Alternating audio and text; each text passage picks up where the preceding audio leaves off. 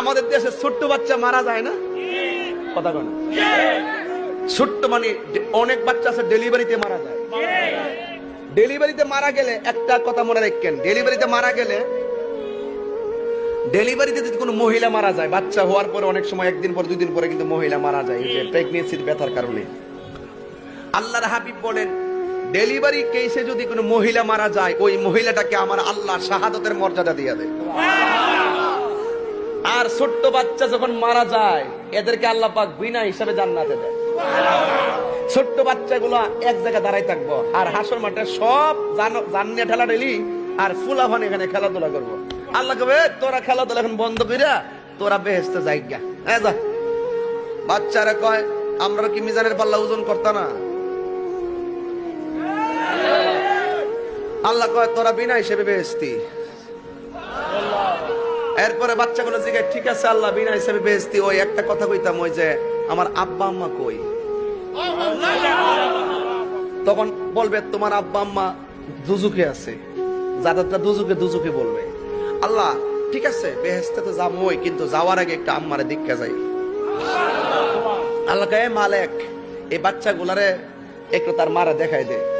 পরে মালিক ফেরেশতা গেটটা খুললা তার মারে উড়াইয়া দেখাই দিব। দেখবে মা কঙ্কালের মতন জ্বলতে জ্বলতে একবারে আংরা হইয়া লাল, লোহা যেমন আগুনে দিলে লাল হয়ে থাকে, ঠিক এইভাবে হাড্ডিগুলো লাল হয়ে রইছে, আর কঙ্কালের মতন আগুনটা জ্বলতেছে। বাচ্চা ডাক দেখে, আল্লাহ এই মার পেটে আমি 10 মাস 10 দিন ছিলাম, মার পেট থেকে দুনিয়া গেছি, এই বাপটারে পা ফোটাকতাম পারছি না, তুমি ফাড়াইছিলা, তুমি লয়ে আইসলা, কিছু তোমার কোয়ারও কোনো সুযোগ নাই, তুমি ফাড়াইলা কিনলে গে লইলা কিনলে গে, এটা আমরা জানতাম চাই না।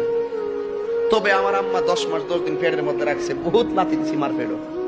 আল্লাহ একটা কথা কই, আমরা তো বেহেশতে যাবো গো, আর তো বাড়িতাম না, আমার আম্মা ডারে আমার সঙ্গে দুজকটা বেহেশতে দিয়া দাও।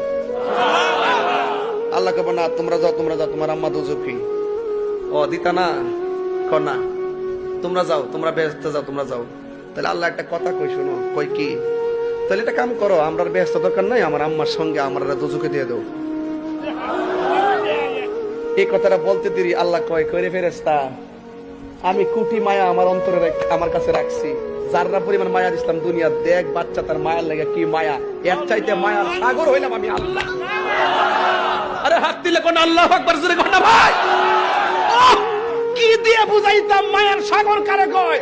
আল্লাহ কয়, ফেরেশতারা দেখ দেখ এই ছোট্ট বাচ্চা দেখ মার লাগে কি মায়া, আমি তো মায়ার 100 ভাগের 1 ভাগের 99 ভাগের 1 ভাগ দিছি দুনিয়াতে, দেখ বাচ্চা মায়ের জন্য কি করে, এক চাইতে কোটি মায়ার সাগর হইলাম আমি আল্লাহ।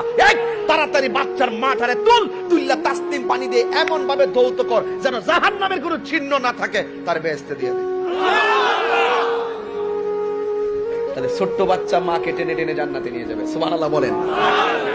এই জন্য আমি আজকে একটা কথা বলে দেয়, আজকে থেকে যদি ছোট বাচ্চা পানিতে পড়ে হোক আর এমনিতে মারা যায়, আপনারা ধৈর্য ধারণ করবেন, এই বাচ্চাটা আপনার জন্য হাসরের মাঠে নাজাতের উসিলা হয়ে যাবে। যারা মা সন্তান হারিয়েছেন, হয়তো সন্তান মনে হয়ে গেছে কাঁদতেছেন, ছোট বাচ্চা হারাই গেছে হয়তো কান্নাকাটি করতেছেন, এই বাচ্চাটা একদিন এখন কই আছে জানেন? বাচ্চাটা এখন এই মুহূর্তে এই বাচ্চাটা এখন ইব্রাহিম নবীর পাশে আছে, সুবহানাল্লাহ। এরা কোরআন তেলাওয়াত করতেছে, জোরে কোন না সুবহানাল্লাহ। এরা কি তেলাওয়াত করতেছে? এরা এখন ইব্রাহিম নবীর পাশে যায়া জমা হইতাছে, এরাই আপনার জন্য নাজাতের উসিলা হয়ে যাবে। বাচ্চাগুলো মারে টেনে টেনে বেহেশতে নিয়ে যাবে।